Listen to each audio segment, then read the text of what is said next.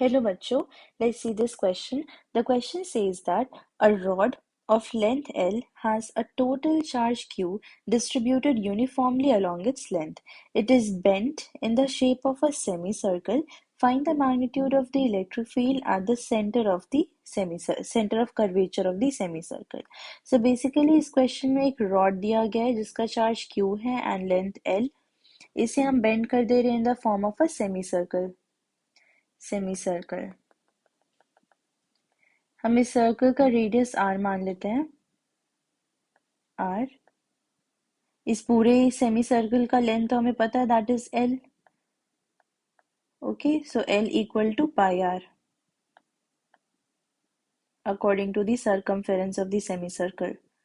ठीक है, अब क्या है कि इस पूरे सेमी सर्कल के कारण इस सेंटर पे तो इलेक्ट्रिक फील्ड लगेंगे, हर डायरेक्शन में लगेगा इलेक्ट्रिक फील्ड, इस डायरेक्शन में हर डायरेक्शन में इलेक्ट्रिक फील्ड अप्लाई होगा.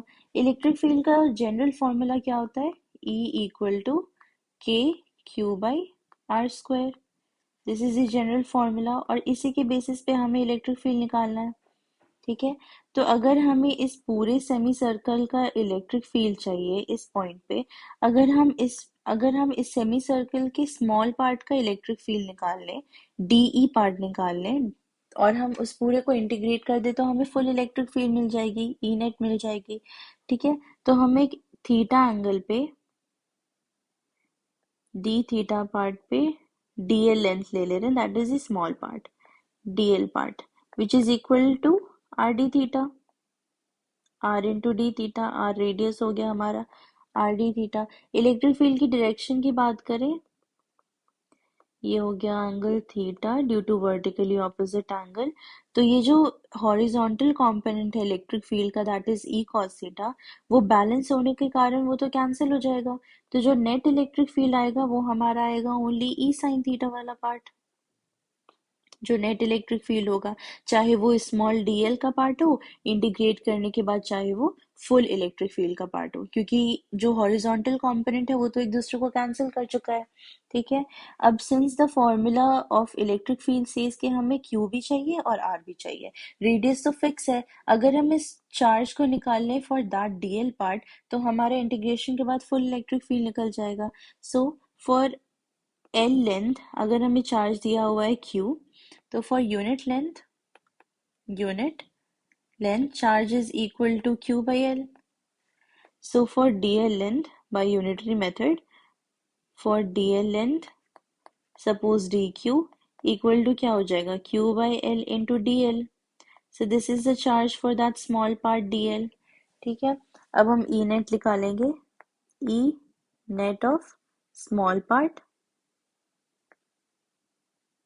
equal to d E sin theta.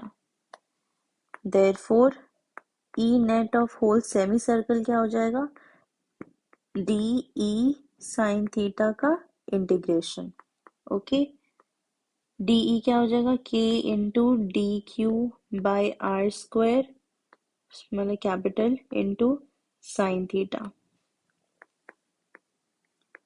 D Q की वैल्यू हमने निकाली है Q by L into D L by R square into sine theta.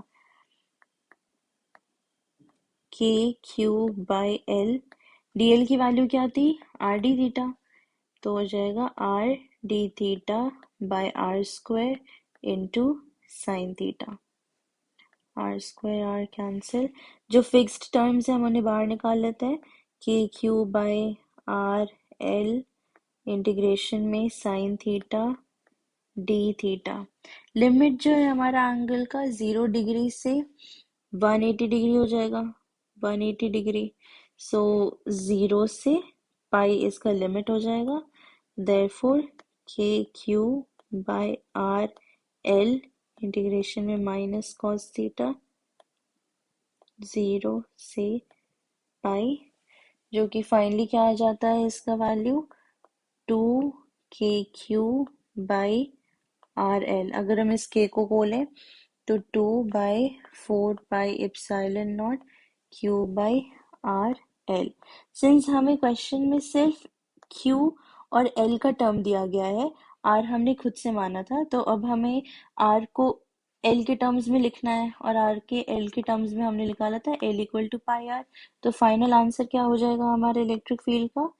E equal to Q by 2 epsilon naught L square, since L equal to pi R. Okay, so this is the final electric field at the center of curvature of the semicircle. हमारा electric field ये है. Okay, that is Q by 2 epsilon naught L square. Hope you have understood the concept. All the best. Thank you.